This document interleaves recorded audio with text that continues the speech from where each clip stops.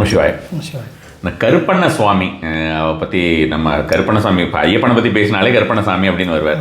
இந்த கருப்பண்ண சுவாமியோடது வந்து பார்த்தோன்னா லாங் பேக் நான் வந்து இந்த கருப்பண்ண சாமி ஒரு நடமாடும் தெய்வம் சொல்லிட்டு சுவாமி ஓம்காரானந்தா எழுதியிருந்தார். பெரிய புக் அது.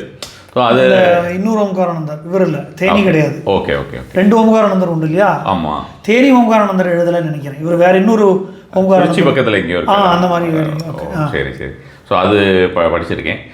உங்களோடதுல எதுவும் கருப்பண்ணசாமியை பற்றி புக்கு கிடையாது. நான் தனிப்பட்டு இப்போ ஒரு புக்கு ஒரு எங்க கருப்பசாமின்னு சொல்லி நம்ம சாஸ்தா கோபால் அப்படிங்கிற ஒரு புக்கு வெளியிட போகிறது அந்த புத்தகம். சரி சரி.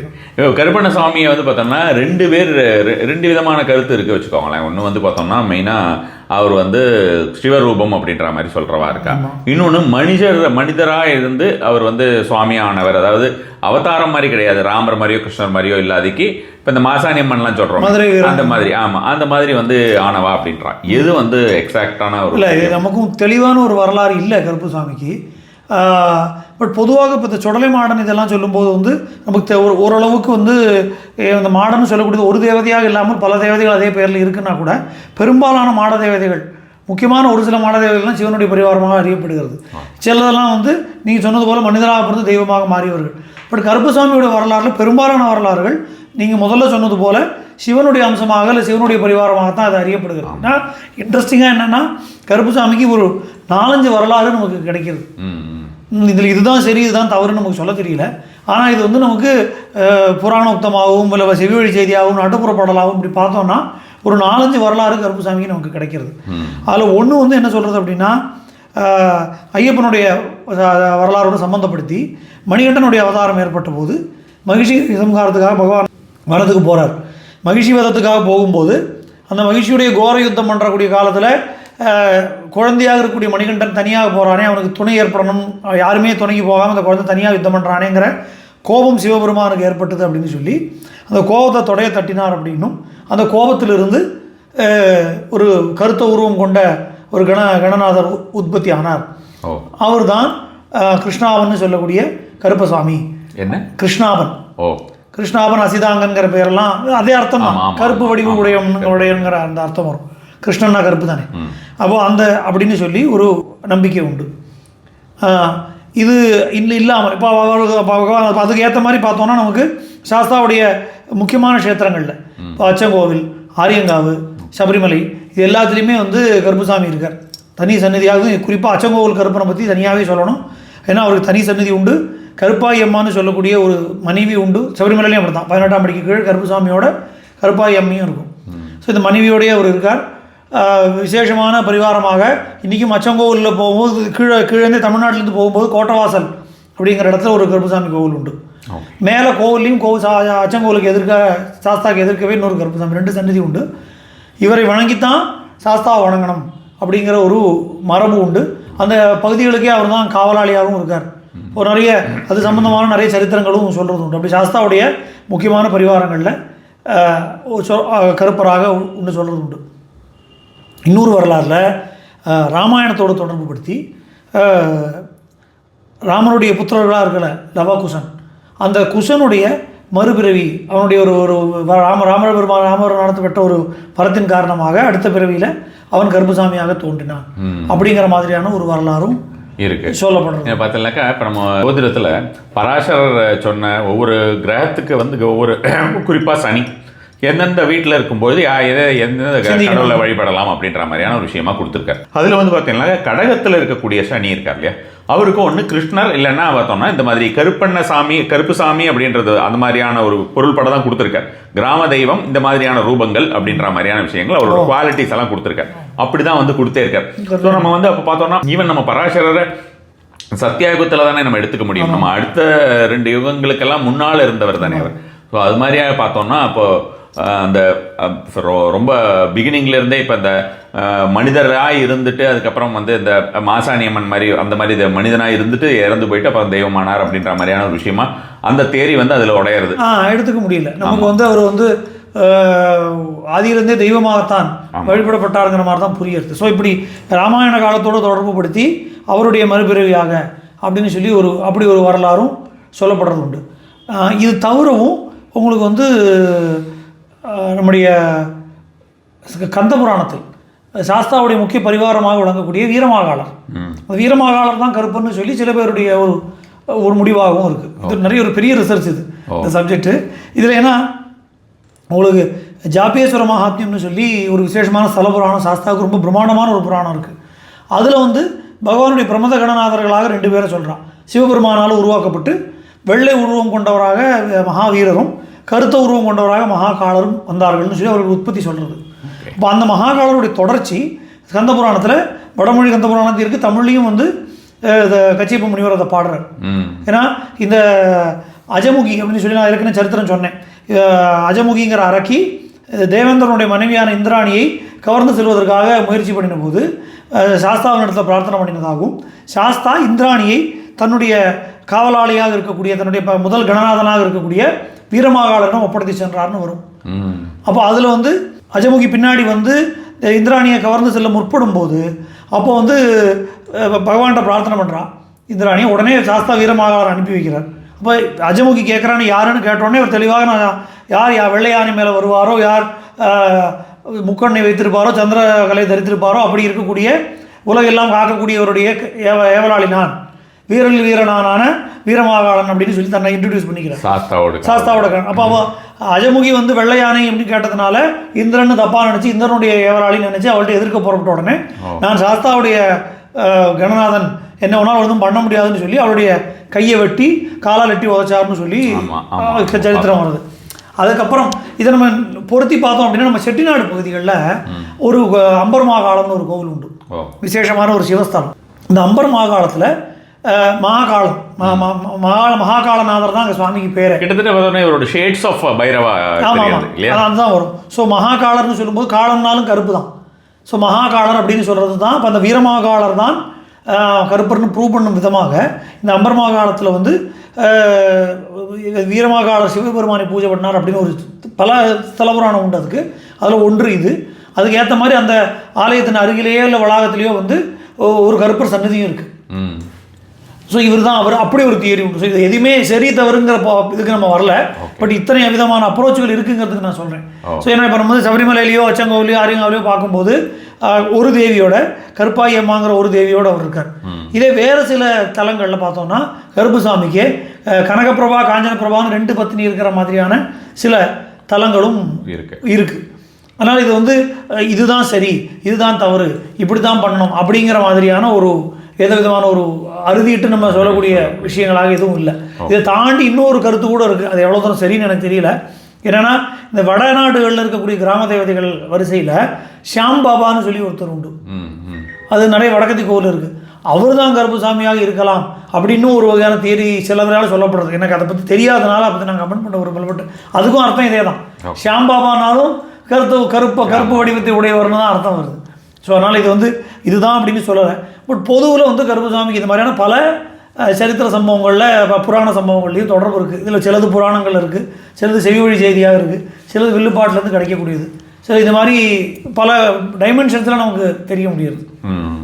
தென்னகத்தில் தான் வந்து பார்த்தோம்னாக்கா அதிகமாக அவருடைய வழிபாடு. ஆமாம், தென்னகத்தில் தான் அதிகமாக இருக்குது. அதுலேயும் குறிப்பாக சொல்லணும்னா நம்ம தென் தமிழ்நாட்டை விட நம்ம மத்திய தமிழ்நாட்டிலையும் அந்த மதுரை பக்கத்துலலாம் பாண்டிய தேசத்தில் ஜாஸ்தி கருப்புசாமி வழிபாடுங்கிறது அந்த பக்கத்தில் இன்னுமே அதிகமாக இருக்கக்கூடியது. தெற்க போக போக போக கருப்பனுடைய வழிபாடு இருந்தாலும் அங்கே பரிவார கணங்களில் முக்கியமாக சோழமாடனுக்கு ஒரு ரோல் வந்துடுது. ஸோ முக்கியமாக கருப்பர்னு சொன்னால் இந்த பகுதிகளில் அவருடைய வழிபாடு ரொம்பவே பிரఖ్యాதி கொண்டதாக இருக்குது. சபரிமலைக்கும் இந்த பாண்டிய சம்பந்தம் இருக்கிற காரணத்தினால இந்த 11 பார்த்தீங்கன்னா முக்கியமாக மதுரை ஏரியாவில் சொல்லும்போது 18ஆம் படி கருப்பரை சொல்லணும். நம்ம அழகர் கோவில் இருக்கக்கூடிய 18ஆம் படியான்னே அவருக்கு பேர். ஸோ அவரும் வந்து பல பேருக்கு குலதெய்வமாகவும் ஒரு பேசும் தெய்வமாக பல பேருக்கும் இருக்கக்கூடிய ஒரு வழிபாட்டு முறை நம்ம பார்க்குறோம். அதனால் கருப்பருடைய வழிபாடு தமிழ்நாட்டில் தான் குறிப்பாக அதிக இடங்களில் பிரఖ్యాதி கொண்டதாக இருக்குது. ஆனால் இது என்னென்னா பல இடங்களில் கருப்பருடைய வழிபாடு தனி வழிபாடாக அவரையே முதல் கடவுளாக வழிபடக்கூடியதாகவும், சில இடங்களில் அவர் தனி வழிபாடாக இல்லாமல் சாஸ்தாவுடைய வழிபாட்டின் ஒரு அங்கமாகவும் இருக்கிறதையும் நம்ம பார்க்குறோம். குலதெய்வமாகவும் இருக்கு. அப்போ நிறைய பேருக்கு குலதெய்வமாகவும் இருக்கக்கூடிய ஒரு வழிபாடு இருக்குது. நம்ம என்ன பழைய நான் கேள்விப்பட்ட விஷயம் என்ன அப்படின்னா பல இடங்களில் வந்து இந்த அச்சங்கோவில் ஆரியங்காவிலெல்லாம் கூட கருப்பனுக்கு வந்து விசேஷமாக அந்த அந்த கோவிலில் இருக்கக்கூடிய கருப்பனை குலதெய்வமாக ஆராதிக்கக்கூடியவர்கள் உண்டு. முதல் கோவிலுடைய உபசன்னதியாக இருந்தாலுமே அந்த சன்னதியில் இருக்கக்கூடிய கருப்பனை ஆராதிக்கிற வழக்கங்களும் இருந்திருக்கு. தனியாக பல இடங்களில் இருக்கிற கருப்பனையும் ஆராதிக்கிற வழக்கம் இருந்திருக்கு. ஓகே, இந்த இப்போ நம்ம சாஸ்தாவோட சம்மந்தப்படுத்தி இருக்கிற வழிபாடு மட்டும்தான் உங்களுக்கு வந்து கேரளாவில் பொறுத்த வரைக்கும் இல்லையா? மற்றபடி வந்து சுவாமியை வந்து தனியாக கேரளாவில் இருக்கிற மாதிரி எனக்கு தெரியல. நம்ம தமிழ்நாட்டில் தான் மெயினாக, தமிழ்நாட்டில் தான் குறிப்பாக இருக்குது. இப்போ நம்ம சொல்லக்கூடிய கோட்டவாசல் கருப்பர் கூட தமிழக எல்லையில் இருக்கார். ஆமாம், அவர் தனி கோவில் தான், ஆனால் அவர் தமிழக எல்லையில் இருக்கார். இன்னொரு அச்சங்கோவிலுங்கிறது, ஆனால் அப்படி சொல்ல முடியாது. ஒரு காலத்தில் அச்சங்கோவிலெல்லாம் தமிழ்நாட்டை சேர்ந்ததாக தான் இருந்தது.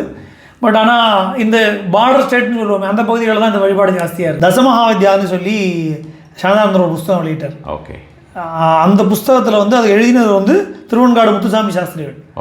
அவருமே என்ன பண்ணுறாருன்னா, உங்களுக்கு சாந்தானந்தருடைய இதுலேயும் வந்து கருப்புசாமியோட பிரதிஷ்டை உண்டு. நம்ம சேந்தமங்கலத்தில் அவருடைய குரு சாந்தானந்தருடைய குரு சுயம்பிரகாஷ சுவாமியோடைய ஒரு சமாதி, தத்தாத்திரேயர் கோவில், அங்கே வந்து ஐயப்பன் சன்னதி உண்டு, கருப்புசாமி பிரதிஷ்டையும் உண்டு. ஸோ அவருமே வந்து இதில் வீரமாகாளர் தான் கருப்பர் அப்படிங்கிறத அதை நிர்ணயம் பண்ணி ஸ்லோகமாகவே போட்டிருக்கார். அது அந்த கொஸ்டின் சொல்லணும்னு நினச்சேன். அதே போல் பல ஆலயங்கள் இந்த மாதிரி உபசன்னதியாக கருப்பனுடைய விஷயத்தை பார்க்குறோம். எனக்கு தெரிஞ்சு சாஸ்தாவுக்கு முக்கியமாக தேர் ஓடக்கூடிய கோவில்களில் பிரதானமான கோவில் அச்சங்கோவில். அதில் கருப்பன் துள்ளல்ங்கிறது விசேஷம். ஸோ பகவான் தேரில் ஏறி வெயிட் பண்ணாலும் இந்த கருப்பசாமி கோவிலில் பூஜை பண்ணக்கூடிய பூசாரிக்கு அருள் வந்து அவர் அங்கேருந்து ஓடி வந்து முன்னாடி தேங்காய் உடைச்சு உத்தரவு கொடுத்ததுக்கப்புறம் தான் சுவாமியோட தேர் புறப்படும். இன்றைக்கும் நடக்கக்கூடிய ஒரு விஷயமாக. சரி, இந்த சாத்தங்கோயில் எல்லாம் வந்து தையம் எல்லாம் சொல்கிறாள், அந்த மாதிரியா? அப்படி சொல்ல முடியாது. இது ப்ராப்பராக அந்த தேர் உற்சவம் புறப்படுறது இல்லையா? அப்போ இவருக்கு அந்த அவருக்கு கருப்பரும் போலவே அலங்காரம் பண்ணி அந்த ட்ரெஸ்ஸோட இருப்பார். அவருக்கு ஆவேசம் வரும். கருப்புசாமியோட ஆவேசத்தோடு முன்னாடி வந்து அந்த அவர் பகவானோட ரதத்துக்கு முன்னாடி ஆடி வருவார். அப்படி தேர் போகும். மற்றபடி பொதுவாக மற்றதெல்லாம் சொல்கிறதெல்லாம் கிடையாது, யாருக்கும் எதுவும் வந்து ஃபார்ச்சூன் டெல்லிங் அந்த மாதிரி அது மாதிரி இருக்காது. ஸோ இதுதான் இது அதனால் இது பல பரிமாணங்களில் இருக்கக்கூடிய ஒரு வழிபாடாக தான் நம்ம கருப்பசாமியோட பார்க்குறோம். நிறைய இடங்களில் பலியிட்டு இருக்கக்கூடிய பூஜை முப்பலி கருப்பர்னே இருக்குது. அவருக்கு வந்து 3 விதமான பலிகளை ஏற்கக்கூடியவராக சொல்லக்கூடிய பலி ஏற்கக்கூடிய தெய்வமாக சில இடங்களில், சாத்வீக பூஜையோட சில இடங்களில், அது மாதிரி சில இடங்களில் வந்து வெறும் பானகம் அது மாதிரி நைவேத்தியம் பலி ஏற்காத பூஜையும் சில இடங்களில் அபூர்வமாக இருக்கிற ஒரு விஷயத்தை பார்க்குறோம். இன்ஃபேக்ட் சர்ப்ரைசிங்காக என்ன அப்படின்னா, ரொம்ப பிராச்சீனமாக சபரிமலை வழிபாட்டில் இருக்கக்கூடிய புனலூர் சுப்பிரமணியர் அவருடைய ஒரு லைஃப் ஹிஸ்ட்ரி எடுத்து பார்த்தோம்னா, அவருக்கு அவர் வடதேச யாத்திரை போன போது அவருக்கு வந்து எங்கேயோ வழி தப்பி போய் பனி சூழலில் மாட்டின போது கருப்புசாமி வந்து அவருக்கு வழிகாட்டி கூட்டின்னு போய் தரிசனம் பண்ணி வச்சு திருப்பி கொண்டு வந்தாருன்னு அவருடைய லைஃப் ஹிஸ்ட்ரியில் சொல்லப்பட்டிருக்கு. அவர் போட்டிருக்கிற பூஜா விதானத்தில் ஒரு பழைய டெக்ஸ்ட்லேருந்து எடுத்துருக்கக்கூடிய கருப்புசாமியோட ஒரு சம்ஸ்கிருத அஷ்டோத்திரம், நான் அதை என்னுடைய புத்தகத்துலையும் போட்டிருந்தேன். அதை போட்டதுக்கே நிறைய பேர் கூட கிண்டல் பண்ணி கூட எழுதியிருந்தாங்க. எதுக்கு இப்போ இந்த கருப்புசாமி? நம்ம கருப்புசாமிக்கு எப்படி அஷ்டோதம் வந்ததுன்னா அது நம்ம எழுதலை, ஏற்கனவே இருக்கிறதே பொன்னூர் சுப்பிரமணியர் போட்டிருந்தார். அவர் ஏதோ பழைய தந்திர கிரந்தங்களில் இருந்ததுன்னு சொல்லி போட்டிருந்ததை அதை நம்ம எடுத்து நம்ம புத்தகத்தையும் போட்டிருந்தோம். அவர் நோட்டோட போட்டிருந்தோம், அவரால் கிடைச்சது அப்படின்னு சொல்லி. ஸோ அது அந்த மாதிரி ஒரு அஷ்டோத்திரமும் இருக்குங்கிறதுக்கு சொல்ல வரேன். ஸோ அந்த மாதிரியான ஒரு வழிபாடு இருக்குது. அச்சங்கோவில் வந்து இந்த காந்தமலை வாழ் பார்க்குறோம் நம்ம. அந்த காந்தமலை வாழ் இந்த ஒரு வாரம் தான் வரும். ஏன்னா அந்த அச்சங்கோவில் இருந்த ஒரு பக்தர் பகவானை நேரில் தரிசனம் பண்ணணும்னு ஆசைப்பட்டார். அப்போ அதுக்கு அனுகிரகம் பண்ணி கூட்டு போனவர் கருப்புசாமி. ஓகே, கோவிலில் பார்க்காமல் பகவானை நேராக பார்க்கணும்னு. ஆனால் பகவானை பார்த்ததுக்கப்புறம் அவருடைய எண்ணங்கள் மாறி இதை நம்ம 4 பேர்ட்ட சொல்லி நமக்கு பெருமைப்படணுங்கிற ஆசை வந்தது போது திருப்பி கொண்டு வந்து அவர் அச்சங்கோவிலே விட்டுறாரு. அப்போ அந்த பகவானுடைய உலகத்துக்கு போனதுக்கு சாட்சியாக அந்த காந்தமலை வாழை அவர் கொண்டு வர்றார். அப்போ அவர் கருப்பன்ட்டு என்ன பிரார்த்தனை பண்ணாரோ அந்த தப்பு பண்ணிட்டேன் என்னன்னு, அதனால் பகவானை பார்த்த கண்களால் இவங்க வேறு யாரையும் பார்க்க வேண்டாம்னு சொல்லி அவருடைய பார்வை பறிப்பு எடுத்துன்னு ஒரு அஸ்ட்ராலஜர் அவருடைய ஃபேமிலி சேர்ந்தவங்களும் இன்றைக்கும் அச்சங்கோவில் உற்சவத்துக்கு வருவார்னு சொல்லுவான். ஸோ அந்த சம்பவம் சமுதிரியும் கருப்புசாமியுடைய ஒரு சம்பந்தம் உண்டு. அந்த வாள் எடுத்து வந்து அந்த அஸ்ட்ராலஜர். அப்போ அதே போல் இன்றைக்கி இந்த வாள் வரும் இந்த உற்சவத்து சமயத்தில் ஒரு வாரம் கோவிலில் சுவாமியோட திருவாபரணத்தோடு வரும். அதே போல் சபரிமலை யாத்திரை மேற்கொள்ளக்கூடிய ஒரு பக்தர்களுடைய குடும்பத்தையும் காப்பாற்ற வேண்டிய பொறுப்பு கருப்புசாமியை சேர்ந்தது.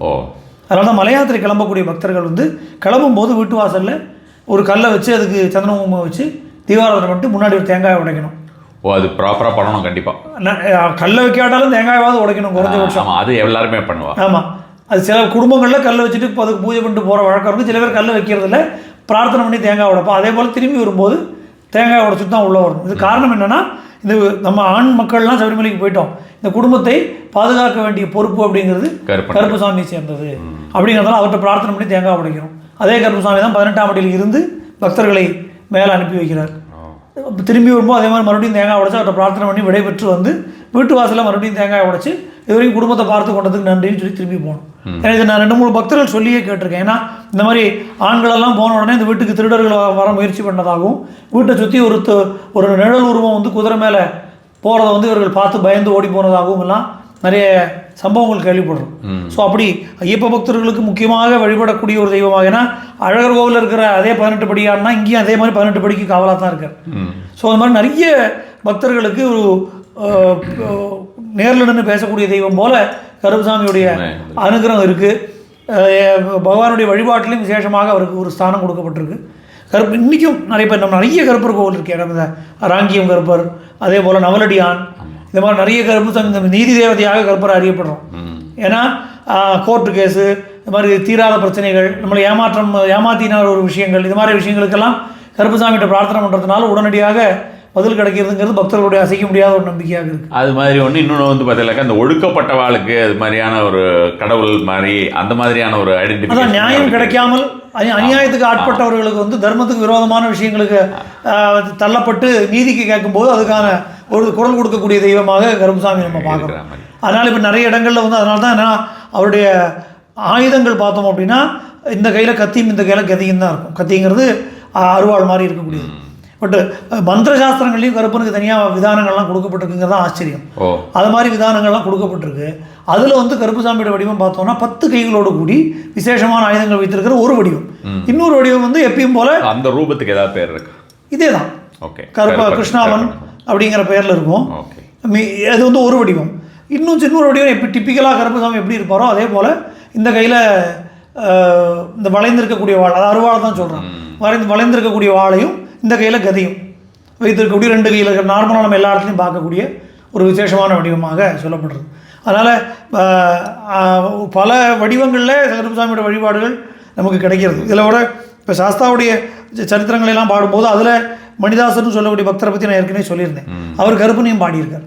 அதில் வந்து முந்தைய சேனைக்கெல்லாம் முதல்வன் இவனே என்று சந்திரவாளும் ஏந்தி வந்திரப்பேயை கொண்டு தந்திரமாகவே தான் சேனையை கொள்வேன் என்று சுந்தரமுகத்தான் முன்னே கருப்பனும் தோன்றினானேன்னு சொல்லி கருப்பன் எப்படி வர, அதாவது தந்திரமாகவே சேனையை கொள்வேன் கருப்பசாமியுடைய சேனாபதியாக இருக்கார்.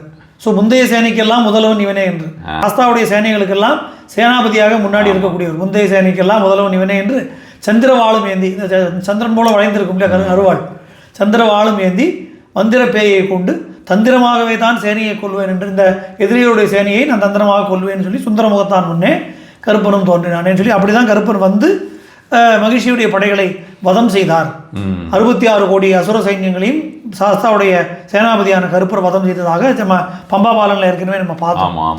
ஸோ அந்த மாதிரியான ஒரு சரித்திரங்கள் நமக்கு காண கிடைக்கிறது. இது இல்லாமல் தனி வரலாறுகளாக கருப்பருக்கு நிறைய வரலாறுகள் நம்ம பார்க்குறோம். சொல்லப்படுறது நிறைய தனித்தனியான விசேஷ வழிபாடுகள் இருக்குது.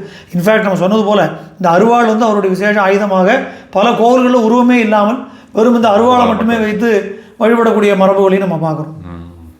சின்ன கருப்பன், பெரிய கருப்பன், அப்புறம் வந்து பார்த்தோம்னா சங்கிலி கருப்பன், இந்த மாதிரிலாம் நிறைய இந்த சிங்கப்பூர் மலேசியாஸில் வந்து ஏகப்பட்ட பேர், பல பேருக்கு அது குலதெய்வமாகவும் வழிபடக்கூடிய இஷ்ட தெய்வமாகவும் பல பேருக்கு அது ஒரு கண்கண்ட தெய்வமாக வழங்குற காரணத்தினால பல வடிவங்களில் கருப்பருடைய வழிபாடு நீங்கள் சொன்னது மலேசியாவுக்கு மட்டும் இல்லாமல் அங்கே நிறைய ஜாஸ்தி இருக்குது. நம்முடைய தமிழகத்துலேயும் இந்த பெயர்களெல்லாம் வேறு வேறு பெயர்களில் ஒரு ஊர்களில் ஒரு காரண பெயர்கள் இருக்குது.